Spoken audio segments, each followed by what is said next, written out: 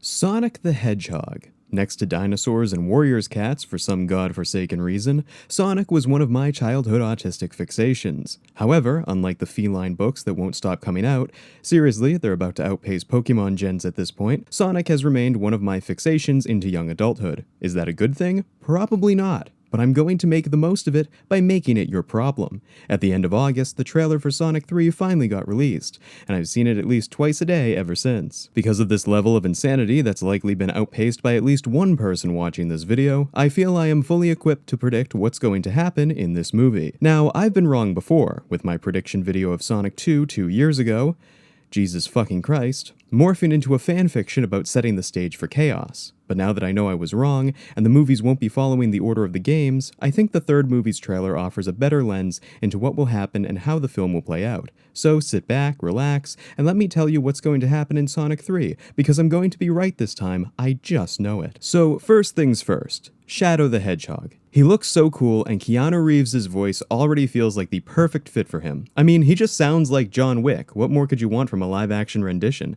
It's aided by director Jeff Fowler being in charge of the CGI scenes in Shadow's game, and the bias really shows in some of these shots. A bias I myself also have and admire greatly. I also like how the first thing he does is call Sonic and his friends gay before beating the ever-loving shit out of Tails. But beyond how incredible these glimpses of him were, we also saw a bit of his backstory, specifically Maria. Now, as a self-respecting Sonic fan, I'm looking forward to seeing this child get shot by the government. However, I believe her death is going to be slightly remixed for the film. As you can see in this shot, it seems Shadow and Gerald, who we'll get to later, are kneeling over Maria's body, all while there's a flaming car and gun-toting soldiers in the frame. It's pretty obvious this doesn't take place on somewhere like Space Colony Ark, Shadow's point of origin in the games. Instead, it seems like this is taking place somewhere on Earth, seemingly on a road after some major confrontation. I'm starting to think that, instead of having Maria get killed by soldiers, this version is going to have a slightly more PG death, like shrapnel piercing her insides or an explosion mutilating half her body as she goes into shock. You know, for kids. But seriously, it seems like she's on Earth here, meaning we might get some key differences from Shadow's game origins. But as long as she has space aids and dies by getting killed, I'm happy enough. What's also cool is that Sonic, Tails, and Knuckles are going to be working with G.U.N to take down Shadow. I don't think this means they're going to become government tools or anything like that, but instead the threat of Shadow will just be so severe they need to call the trio in out of desperation. It's a pretty big departure from G.U.N trying to capture them in the last movie, but I think it makes more sense than them mistaking Sonic for Shadow. At the same time though, there are a few details in the trailer that make me think G.U.N is going to burn off a few brain cells and decide to kill two birds with one stone. If we can get Sonic and friends to stop Shadow, why not capture them right after? Well, my reasoning is flimsy. This one shot of Tom screaming on the ground shows he's wearing a G.U.N uniform. Now, obviously, he wouldn't be working with them, since they tried to take his alien son last they met. So, I'm thinking they actually managed to neutralize Shadow somehow, leading to them getting captured and Tom going on a solo rescue mission.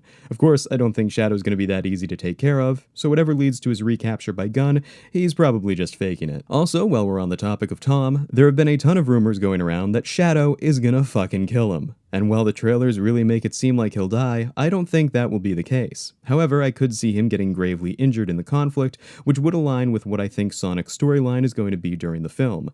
At the start of the trailer, Tom is talking to Sonic in what appears to be outside his original hiding place from the first movie. He's all like, "You didn't change in your heart, Sonic. You still have the way," or whatever the fuck. And Sonic's like, "Ha, my lungs!" And the trailer gets serious again afterwards. This interaction is one of the few times Sonic is happy during the trailer. From the introduction of Shadow onward, he's dead serious, leading me to believe something personal is going to happen between the two that leads him to team up with Eggman.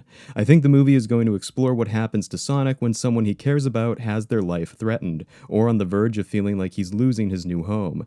Having Sonic go through some form of family hardship, even if it's just Tom getting badly injured or his fate unknown, could parallel Shadow's own story of pain and loss. This could lead to an understanding between the two of them as the film progresses, since, let's face it, Shadow's not going to be a villain forever. And the reason I don't think Shadow kills Tom is because I don't think he could be redeemed from doing something like that, at least not in Sonic's eyes.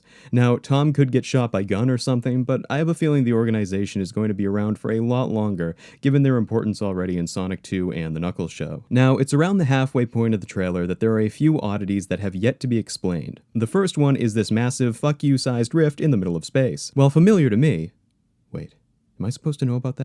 Well, it looks like some kind of sucky tunnel into oblivion. It's not really clear what exactly this thing is. While the trailer makes it look like Shadow just straight up punches a hole into reality, I don't think this is what happens. Although, at the same time, I have no idea what this could be. It could be something from an older game I'm forgetting about, or it's a Black Arm's power akin to the ones he's going to get in Sonic X Shadow Yowie Generations. Either way, whatever this power is, I think it'll play into the movie in a way that hasn't fully been shown yet, whether it originates from Shadow or from somewhere else. The second oddity is this flying saucer-looking thing coming out of a river in London. Now, what I'm going to say might sound a little disappointing to all you Shadow lore purists out there, and don't worry, I'm with you 100% on disagreeing with me, but honestly, I think this thing is Sonic 3's stand-in for Space Colony Arc. Don't get me wrong, I think this is still the Arc, but it's clearly not as big as the one from the games. The biggest reason I think this isn't just because of its shape, but also because of a scene of Tails jumping out of it later in the trailer. It's clear whatever this thing is, it's not in space all the time, otherwise Tails would be frozen or unable to breathe, or whatever happens to anthropomorphic two-tailed foxes above the atmosphere. We also didn't see the Arc at all during the space shots in Sonic 2, meaning it's possible it really is just buried underwater in London. Now, this could be a small pod taking our heroes up to the real Arc, sure. But I think, realistically, this is going to be the stand-in for the space colony. Not only does it have that dome-like shape of the original, but it would also explain why Maria died on Earth in the movie universe instead of in space like usual. However, I do have a schizo theory we'll loop back to in a bit that has no foundation in the trailer and would make me a hypocrite for believing what I just said, but it's something I think sounds cool, so I'm gonna say it anyway. But we'll put a pin in that. For now, though, I want to wax copacetic about one particular scene in the movie, and it involves the return of everyone's favorite villain, Jim Carrey. It seems whatever deal Sonic and his pals are going to make with Robotnik here is out of desperation because of how powerful Shadow really is. They're so desperate, in fact, Sonic hands over one of his quills so the good doctor can lick it and have a spaz attack. But I think there are larger implications with the quill and what he'll use it for, and you know where this is going. I think the quill is going to be set up for Metal Sonic. Think about it, Robotnik keeps getting his hands on Sonic's quills in every single movie to the point where it's becoming a running gag. But in the very first movie, he was able to power his little egg carrier, whatever you want to call it, and keep up with Sonic using just one quill. That power alone shows just how possible it is for him to use the chaos energy of one quill to create Metal Sonic. It feels almost inevitable, especially since he too might still have secret ambitions of world domination that he'll start developing behind the team's back. Of course, there is another possibility about how Metal Sonic comes to be, if I'm right, which I am this time, goddammit. Robotnik's decision to work with Team Sonic to stop Shadow could result in him becoming more benevolent. If Sonic 3 actually features a redemption arc for him, then it's possible he decides to build Metal Sonic as a way to further protect the world, sort of like how Tony Stark created Ultron in the MCU. Oh, right, I should have mentioned, I don't actually think Metal Sonic will show up in the story of the third movie. No, I think Eggman is going to use the quill to make him in a post-credits scene or something like that. I don't expect Metal Sonic to be a threat in this movie. Setting him up as the next big bad makes more sense, especially since Carrey is probably going to stay true to his retirement once this movie is done. I mean, let's face it, the man probably came back because they gave him the fat suit he always wanted. Even if he's not as egg-shaped as he could be, this seems like the prime time for him to deliver a swan song, especially if he's about to be redeemed, which could bring a satisfying finale to his character if this is his last one. So yeah, I am expecting to see Metal Sonic by the end of this thing, but I don't expect him to be around for more than a few seconds to tease the next movie. Speaking of teases, the trailer really delivered on plenty of awesome-looking scenes for the film. We've got Sonic and Robotnik stepping out of a portal together, Shadow seemingly bringing down Tokyo's power grid, and Robot Chow in a restaurant, including a pretty familiar one in the middle. I'm not sure how I feel about one half of Cream and Cheese being turned into a robot mascot, though. I mean, we're probably a decade away from Cream even being considered for these movies, but it gives me trepidation about how much is really going to be pulled into later films. Like when Iblis showed up in the Knuckles show, kind of. I don't know. I know this probably isn't going to turn into a sprawling, multi-decade franchise or something, but it would be neat seeing Chow on screen outside of being restaurant mascots. I just see the movies continuing for a bit and don't want them to write themselves into a corner regarding their lore. Now, I know this is a prediction video or whatever, but I just have to say, Shadow looks so fucking cool here. Dude does the Akira slide, then jumps off his motorcycle to punch Sonic in the face. How can you look at that and not be impressed? But getting back on topic, there was one thing in the trailer that has me a little bit nervous. Gerald Robotnik. Played by Jim Carrey, but in an even fatter fat suit, it seems Eggman's grandfather is, in fact, alive, a major departure from the games where he was executed 50 years before. Or died in prison, I don't really remember and am too lazy to look it up. Regardless, by the events of Sonic Adventure 2, he's dead. And while the trailer has plenty of departures from the games, this one undeniably is the most important. See, in the games, Gerald had planned out a post-death revenge scheme involving the Ark falling to Earth if the Chaos Emeralds were ever used to power its big weapon, the Eclipse Cannon. Basically, one last fuck you to Gun for killing Maria and capturing Shadow. But here, with Gerald seemingly alive, it's unclear what this means for his character moving forward. But I have theories, so let's poorly transition out of the trailer analysis and into my aimless rambling. I'm pretty sure Gerald is going to be the twist villain of Sonic 3, which isn't too surprising, considering that's what happened in Sonic Adventure 2. But with him being alive, I think it'll add a whole new dynamic to his betrayal, weaving it together with a Robotnik redemption story. Think about it, Jim Carrey gets all buddy-buddy with himself but in a fatter suit, then finds out his more rotund self is actually even more evil than him. Something like that might push him to choose good over evil, making for a rounded-out arc for his character.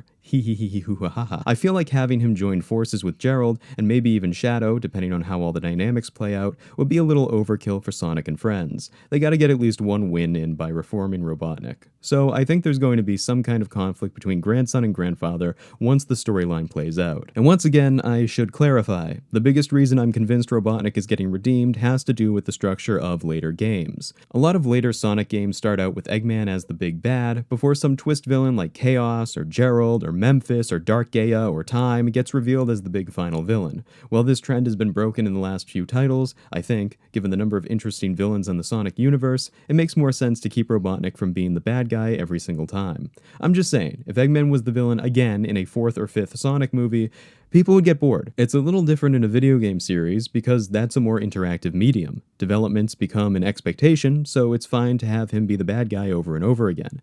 But having Jim Carrey chase after Sonic in every single movie until he's old and crippled in a wheelchair, only for a bigger bad guy to show up in the 3rd act, wouldn't be as exciting and predictable. Plus, with Carrey wanting to retire from acting, redeeming Eggman would give him a reprieve, allowing later villains like Metal Sonic, Chaos, and the Devil from the Bible to get more development. Personally, from a filmmaking standpoint, I just think this makes the most sense. Round the trilogy out with Robotnik Redemption, and start anew with deeper cuts in later films. But jumping back to Gerald, we have very little to go on regarding what his plans are going to be for revenge against the world. However, since the Ark could very well be the London space saucer, I'm betting this version of Eggman's grandpa is going to be very happy to see the Chaos Emeralds power up the Eclipse Cannon. Okay, so here's my TISM theory. I think Shadow is going to join forces with Gerald to collect the Chaos Emeralds, which got scattered to parts unknown at the end of Sonic 2. It would explain why the whole thing seems to be a globe-trotting adventure, with places like Tokyo and London showing up. Shadow is searching for the Chaos Emerald so he can power the Eclipse Cannon and use it to destroy the world, his ultimate revenge for Maria's death.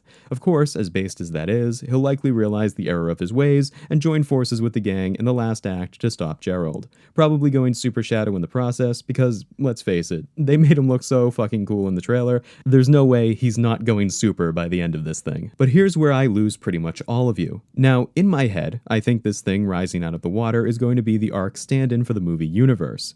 However, given how small it is, I'm guessing the Eclipse Cannon isn't going to be on this thing. So here's my big autistic theory that, as I type it out, is starting to make even less sense. What if this Ark stand-in is actually a transportation vehicle to a bigger space station? What if this isn't even the Ark? Like, okay, I said I think it is, but what I mean to say is, what if this is just a research facility, the quote-unquote Ark part of the Ark? Well, whatever it leads to in space is the actual Eclipse Cannon.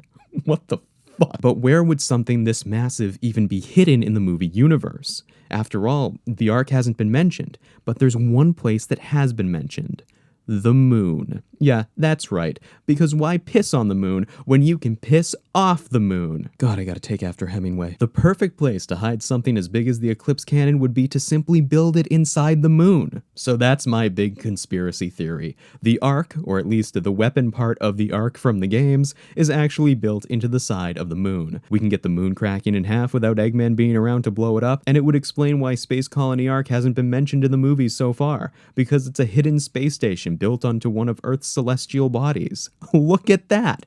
The perfect solution. Now, of course, there is one hole in this entire theory that blows it apart like a watermelon getting dropped from a 7-story apartment complex, and that is the Bio Lizard. For those unaware, the Bio Lizard is the twist final boss big boom shit on the carpet and scoot antagonist of Sonic Adventure 2, a big red lizard that wants to kill. He's also canonically Shadow's brother, since he's the prototype for the ultimate life form. How does this make sense? I don't know. Fuck it. It feels like the Bio Lizard is inevitable for Sonic 3, because otherwise the final big threat is is just a really big gun in space, which could be funny, but I feel like Super Sonic and Super Shadow's battle with him in Sonic Adventure 2 is too classic not to adapt onto the big screen. Plus, it'll make everyone lose their collective shit, and given how much that already happened with the trailer, I'm pretty sure that's the goal here. However, I'm not sure if a weapon carved into the side of the moon is going to be enough to sustain him, because what's he gonna do, start dragging the moon down to Earth? How the fuck is Sonic supposed to fix that? So yeah, if the Bio-Lizard is teased later on, then it's pretty much a done deal the actual arc is coming, and they'll just explain it away as being in space the whole time.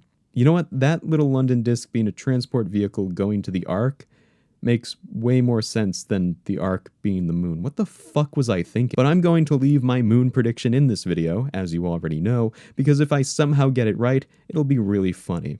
And if I don't, you get to make fun of me. Look at that, everyone's a winner. Now, as for more unfounded predictions, I really don't have many compared to last time. While part of me would love to see payoff for the Babylonian writing found in the Siberian temple during Sonic 2, I've got a feeling that was more an Easter egg than it was set up for a Sonic Riders adaptation. Although, I am still hoping for one, please. Jet the Hawk is my spirit animal. As for Sonic 3, the only other thing I can think of is Shadow's powers. See, instead of using a Chaos Emerald to use Chaos Control, this version of Edgy McHedgy can just nothing personnel Sonic right from the start. I honestly think this will make him getting the Chaos Emeralds all the more important, as it's clear his powers are going to be enhanced in ways we haven't seen before. Who knows? Maybe he'll become biblically accurate for a spell. But his powers not requiring the emeralds is also a pretty good indicator of the kinds of powers Chaos Energy brings. Sonic's got feet.